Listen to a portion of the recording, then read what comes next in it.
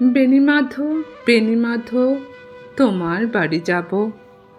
বেণীমাধব, তুমি কি আর আমার কথা ভাবো? বেণীমাধব, মোহনবাসী তমাল তরুমূলে বাজিয়েছিলে। আমি তখন মালতী স্কুলে ডেস্কে বসে অঙ্ক করি, ছোট্ট ক্লাস ঘর, বাইরে দিদিমণির পাশে দিদিমণির পর। আমি তখন নবম শ্রেণী, আমি তখন শাড়ি। আলাপ হলো বেণীমাধব সুলেখাদের বাড়ি। বেণীমাধব, বেণীমাধব, লেখাপড়ায় ভালো, শহর থেকে বেড়াতে এলে আমার রং কালো। তোমায় দেখে এক দৌড়ে পালিয়ে গেছি ঘরে। বেণীমাধব, আমার বাবা দোকানে কাজ করে। কুঞ্জে অলি কুঞ্জে তবু ফুটেছে মঞ্জরি।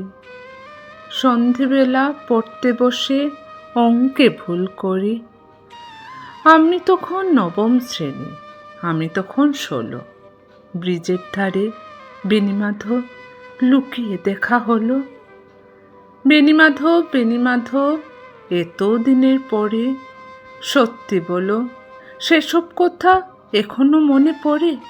সেসব কথা বলেছ তুমি তোমার প্রেমিকাকে?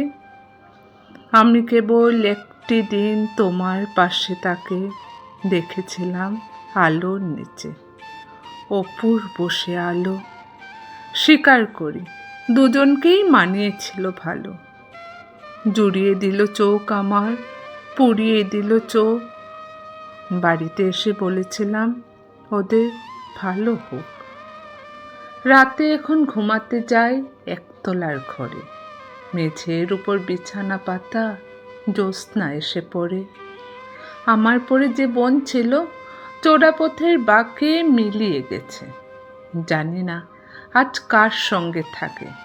আজ জুটেছে, কাল কি হবে? কালের ঘরে শনি, আমি এখন এই পাড়ায় সেলাই দিদিমণি। তবু আগুন, বেণীমাধব, আগুন জ্বলে কই? কেমন হবে আমিও যদি নষ্ট মেয়ে হই?